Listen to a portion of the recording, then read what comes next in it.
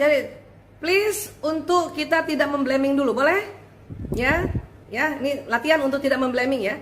Kalau 1-2 kali dia misalnya berjanji, kemudian dia tidak tepati, itu bukan bohong namanya, ya kan? Bukan bohong, tapi dia ya itu tadi bisa dikategorikan ingkar.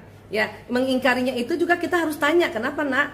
Kita janjinya jam 8 kok jadi terlambat banget datangnya, kamu dari mana nak? Misalnya gitu ya. Bunda, aku macet banget bunda. Atau bunda, aku tadi itu masih ada urusan, jadi aku masih harus ngomong begini-begini, masih harus kayak gini, kan itu udah besar tadi ya. Ya, jadi tanya dulu. Ya, please itu hindari blaming. Anak saya suka berbohong, itu stop, itu berhenti ya. Berhenti. Ya. Kenapa sih begitu? Kalau ditanya kenapanya, itu harus beberapa faktor. Satu, mungkin faktor predisposisi. Apa itu? Watak. Watak apa? Biasanya watak yang ekstrovert, dia bukan ingkar, bukan mau berbohong. Memang watak ekstrovert orang spontan. Jadi dia spontan juga merubah ya planning.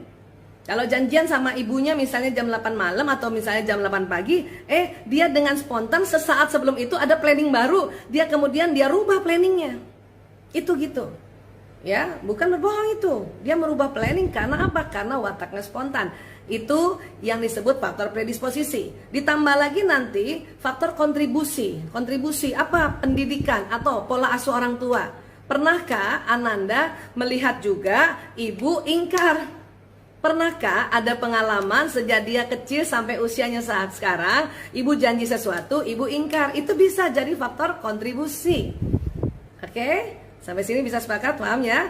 Nah, faktor kontribusi lainnya apa? Usia remaja. Usia remaja ini sudahlah wataknya yang ekstrovert, terutama sanguinis. Kemudian dia remaja, banyak sekali kegiatannya, bervariasi kegiatannya. Makanya itu masuk juga kontribusi. Dan apalagi kontribusi berikutnya, watak orang tuanya mau cepat. Ya kan saya nggak kenal secara langsung ibu ya, tapi saya mencoba untuk membahasnya secara sangat-sangat wajar ya. Orang tuanya mau cepat, jadi dikit-dikit cepetan dong cepetan. Bentar bunda cepetan. Akhirnya anak apa?